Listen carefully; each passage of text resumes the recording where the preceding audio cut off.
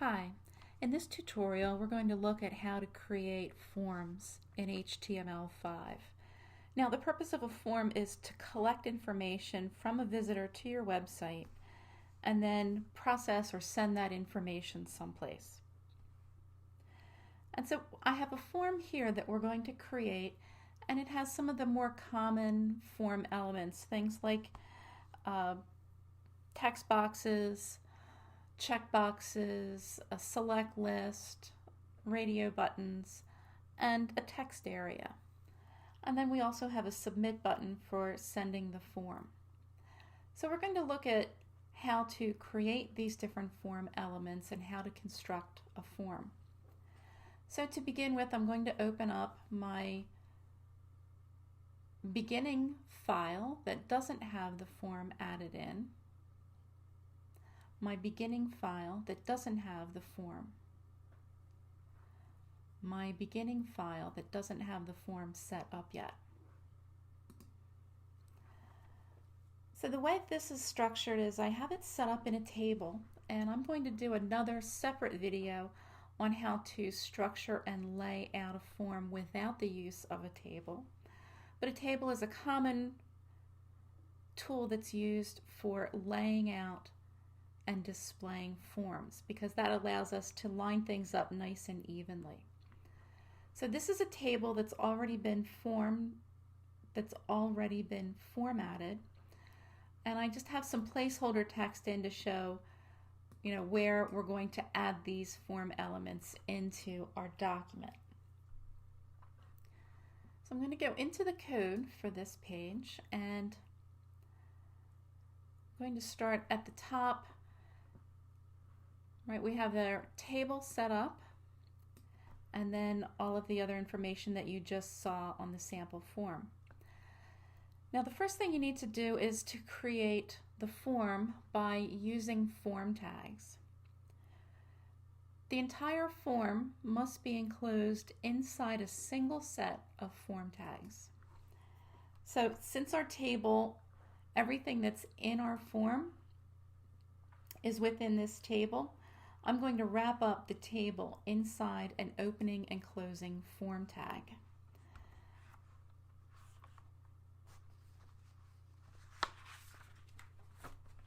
So I'm going to start with form, and then after my closing table tag, I'm going to put in the closing form tag.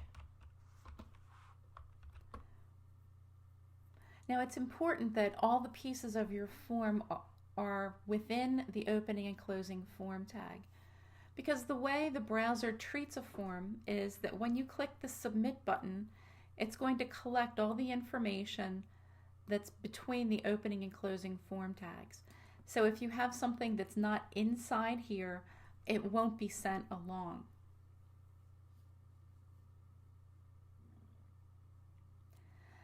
Okay, now that we have our form set up, our form tags set up, I'm going to put in, we'll start with a text box. Common thing to have text box to let the user type in to collect open-ended information. So instead of my placeholder text here, I'm going to put in a form tag, and it's an input, and we specify the type is equal to text. And it's important for your form elements to have some minimum pieces of information. At a minimum, you should have the name, and you make up a name. And I'm going to call this, since it's your name, I'm going to call it name equals name.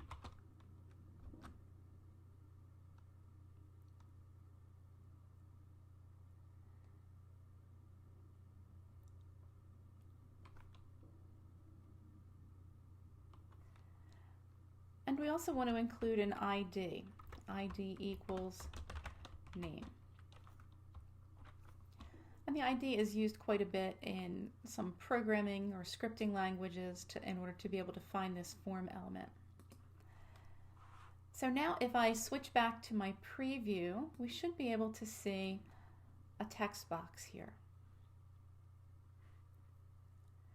Now, some things that you can do with your text box, you can add in some additional parameters or attributes.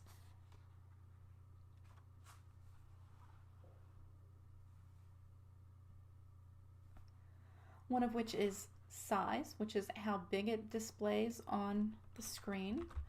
So if I put in size equals, let's try 50, and I come back here, you should be able to see that it gets much longer.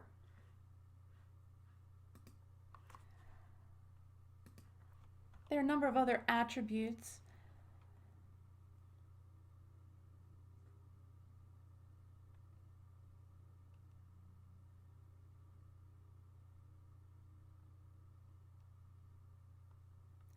Another of which, especially if it's the first field in your table, we can say autofocus and set that equal to autofocus. Seems kind of strange to have it say repeat it there, but you'll see that several times, especially in working with forms. But autofocus means that when the form loads, the browser will automatically place the cursor in this form element. So if I preview, you can see now the cursor starts blinking inside that form element.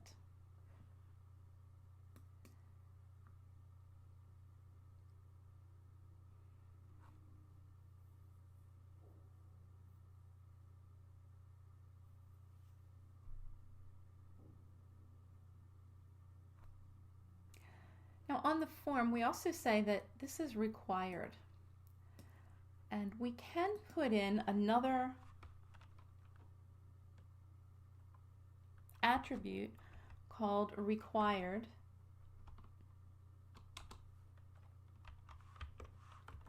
and set that equal to required. Now this is specifically for HTML5 browsers that support this. Not every single browser right now will support it, but if it is, and you try to submit the form without having it filled in, then it won't let you submit the form.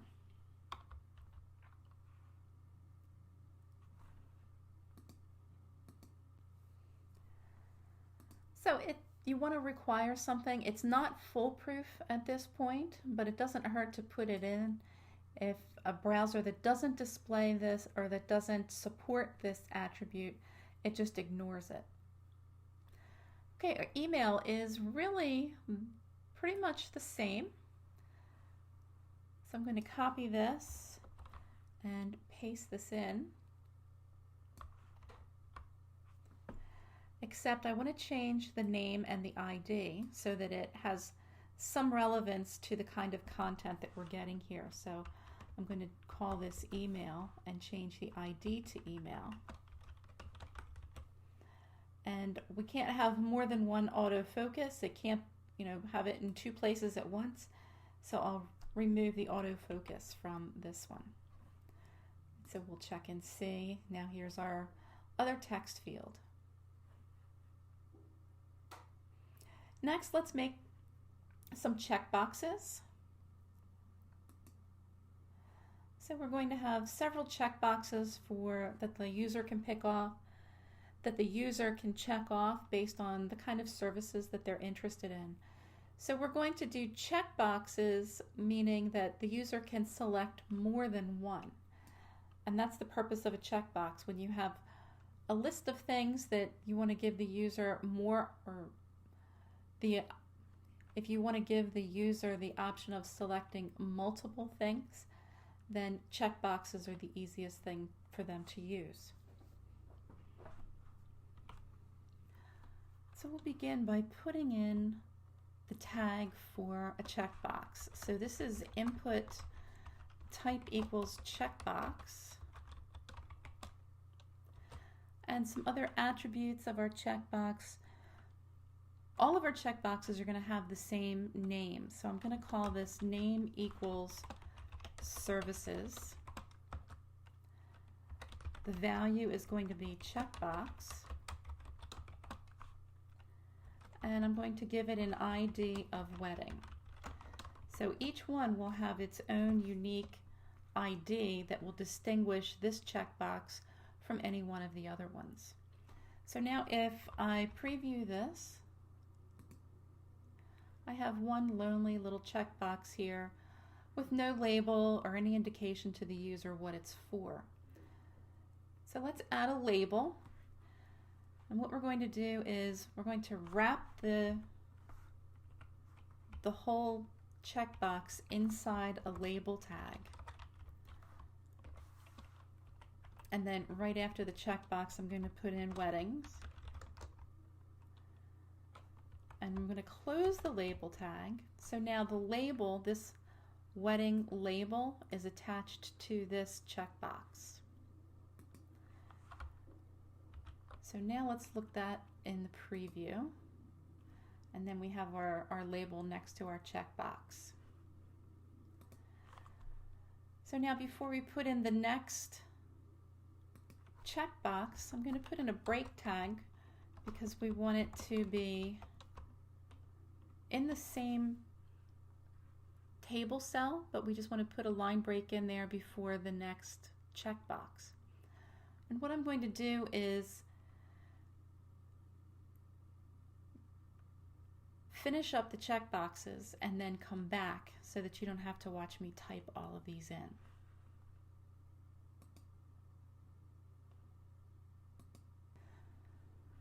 Okay, so I've added in the rest of the checkboxes, and you can see they're all of the type checkbox. They all have the name services.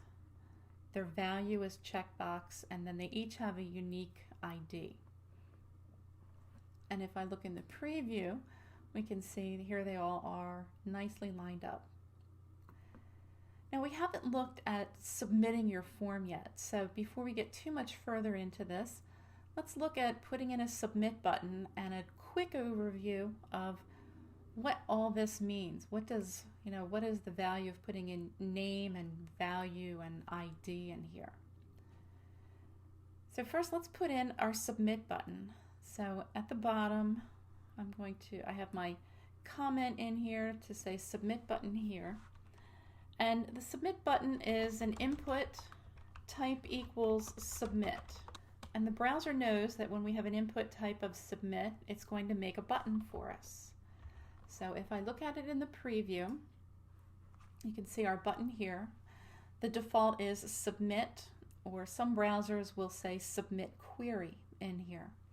So if we wanted to customize that to be a little more user-friendly and not so technical, we can add an attribute in here and say value equals, I'll put in a couple spaces here and say send now. So we can do a little bit of spacing inside our button to make it a little bigger. So if I preview it, you can see now we have send now. And what I'm going to do is open this up in a regular browser so that we can test this send now button. So I will start by typing in some information in here, check off a couple things in the checkboxes, and click send now. Now it looks like nothing happened. It just cleared out everything in here. And the default for a form is to automatically send the form contents back to itself unless we've specified someplace else for it to go. But if you look closely at the URL line up here, I want to point out it did send the information back to itself. This first part is the name of the file on your computer. Then there's a question mark, and then we have this type of information. So we have name equals whatever I typed in the text box, separated with an ampersand symbol. Email equals and what I typed in the text box. And then it says services equals checkbox and services equals checkbox. Well, services equals checkbox and services equal checkbox doesn't really tell me what was being clicked in here. So we have to make that more informative, because this information is what gets sent to either an email or connected to a database and then saved in the database. But for name and email right now, let's look at how name and email work. So in the code, if we come back up to, let's look at email. We can see in the form here it's sent email equals whatever we typed in. So the name equals email. This is the value that gets sent as part of the form. So it says email equals and then the value of what the user typed in. Up here for their name, we have name equals name. And so that's why it said name equals and the value of what was typed in. So the checkboxes. Now we have services equals checkbox, services equals checkbox. So you can see it says services equals, and then this said checkbox and checkbox. What we want to do is this value should be representative of the checkbox that the user is clicking off. So we want to make these match what we have for our ID. So I'm going to paste these in and we'll come back and we'll test it out. Okay, so I've updated all of the values in the checkboxes in here. So I'm going to save this and I'm going to open it up in the browser again and test it. So in my browser, I want to refresh this and I'll start typing in some other information. And we'll do a couple of checkboxes and send now. Okay, so the name and email work the same, and now we can see it says services equals wedding and services equals engagement. So whenever this information is sent someplace, these are the names and values that will get sent there so that it knows what data the user selected. So that's checkboxes. Next, let's look at how to put in a select list. Right? Our select list that we want is going to have a few options for the user to pick from. Now, a select list is good. Rather than just putting in a text box, we can give them some specific options to choose from. So the select list setup, we start out with a select tag. We're going to give it a name, again, so that when the values are sent with the form, we know where it's coming from. So we'll say found you, and we'll give it the same ID. And then I'm going to put in the closing select tag. Now in between the opening and closing select tag, we add in the options that we want the user to be able to select from. So my first option, I'm going to set the value equal to empty, and I'm going to say select one. And then I'm going to repeat similar. Only for this option, this one's going to be for web, how they found us. So I'm going to say website. Next one for, let me just copy and paste these other ones in and we'll change. So instead of the web, I'm going to say they found us on Facebook or they were referred by a friend. So now let's look and see what this looks like in the preview. Right, so here we have our select list with our options. So I put select one in here first so that this appears automatically without having something like this showing when the page loads, because the user might think, well, that's automatically there. So we want to give them maybe a little instructions to select one. And what will happen is when it's submitted, it will say found you equals web, or found you equals Facebook, or found you equals friend. I put value equals with an open and closing double quotes with nothing in there, because if you get into any kind of programming with it, we can make it required that the value is not empty in here, requiring the user to pick something before the form is submitted. So let's try. I'm going to open this up in the browser again and refresh this. And I'm just going to change something with this so that you can see what gets sent up in here. Found you equals Facebook. So we know that that's what the user selected when they were sending that form. Okay, next let's look at radio buttons. So we're going to ask them if they were a current or previous customer. So we'll give them a yes, no radio button. And radio buttons are similar to checkboxes, except they can only pick one out of the group. So where we have our radio buttons there, we can put in input type equals radio, and we'll say name equals current customer. We'll say value equals yes. So now if I preview this, it'll work like the checkbox where we just have one radio button here with no label. So in a similar manner that we did with the checkboxes, we're going to wrap a label with our radio button. And we're going to do one for no, so I'm going to just copy and paste this and put in no. And I'll change my label to no. So now if we look at this in the preview, we can see here's our radio buttons, yes and no. So if I select one and hit send now, we can see this in the preview here. It says current customer equals yes. So we'll come back in. Now with the radio button, as we said, with the radio button, it'll only let you select one out of the group of buttons. So how does the browser know that these are all related? It's not just because they are physically together on the page. It's the name attribute. So if we have current customer and current customer, that means that all of these other buttons that have current customer are part of the same radio button group. If they're different, one little thing that's different about them, then this is considered one radio button group and this is a different radio button group. Okay, next let's move on to the text area. Right, this is where we have a text box, only it's bigger for giving the user a larger area to type in more comments with. So for our text area, the tag is just text area. Right, the other ones, a lot of them were input type equals. Well, text area is a little different. It's going to have a name, so we're going to call this message. We'll give it an ID of message. And this also has a closing tag, and the closing tag is just text area. So if we look at this in the preview, you can see we get a little box here. They don't give us much room by default. So we can customize that. We can adjust the size of it similar to how we were able to adjust the size of these text fields, those text boxes. So inside the opening text area tag, we can give it the attributes of cols, which is how many columns wide we want it to be.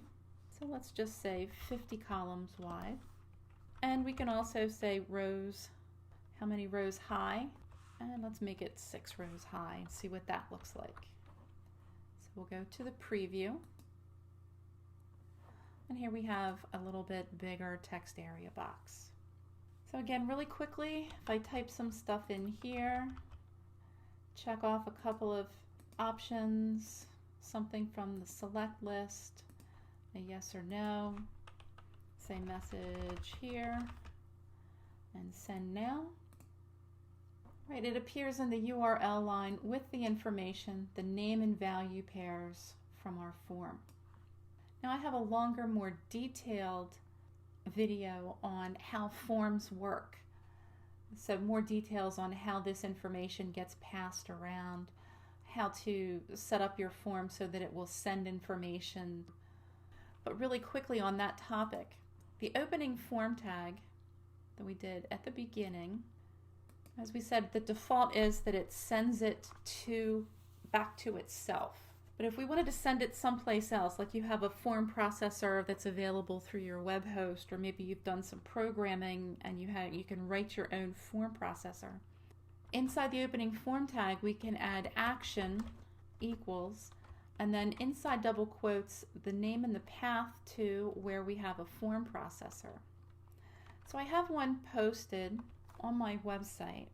So if I save this, I'm going to go into my web browser.